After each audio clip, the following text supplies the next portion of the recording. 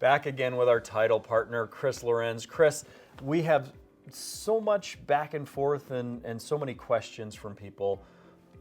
What are closing costs? Who's paying the closing costs? That's a question we get all the time. I think the more basic question is, what are the closing costs? Okay? That's a great question, Eric.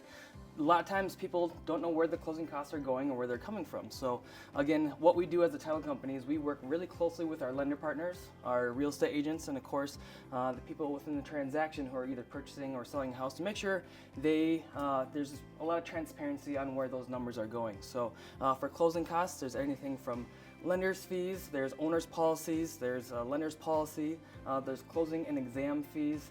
Depending if you're buying or selling, there could be a registration tax for your mortgage, or there also could be a state deed tax. Yep. What we do as the title company is we provide an ALTA to the agent as well as the client that breaks down all the different numbers and where things are going. So whether it's going to the mortgage itself, whether it's going towards recording fees at the county, we make sure that everyone is in the know on where their money is going. And of course, if they have any questions, they can reach out to the agent, they can reach out to the lender. And there's also possibilities where they can also get those paid by the seller. Yeah. Negotiation is what we always talk about in the business. Yep. Everything's negotiable. So that's really the cost breakdown and how that works. Yep. And again, if you ever have any questions, I always just say, ask the question. Reach out to your lender, reach out to your real estate agent.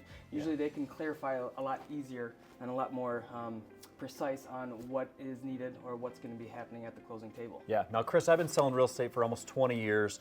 There's been times in the market where it's been very customary for the seller to pay those.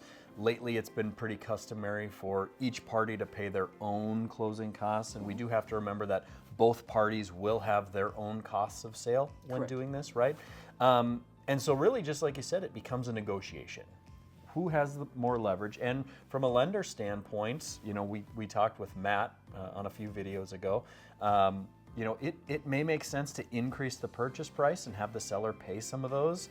There's a bunch of different ways we can do it, but the important thing is we understand and we know what those actually consist of, right? And that's why it's always great to have a great real estate team with the knowledge and the experience to be able to include those costs to help that buyer have more purchasing power or that seller have more pocket or money in their pocket at the end of the transaction. Yeah. And I'd be a little bit remiss to not talk about the advantage to our HomeWell partner agents as well, because they get a little bit of a discount with you guys. Correct.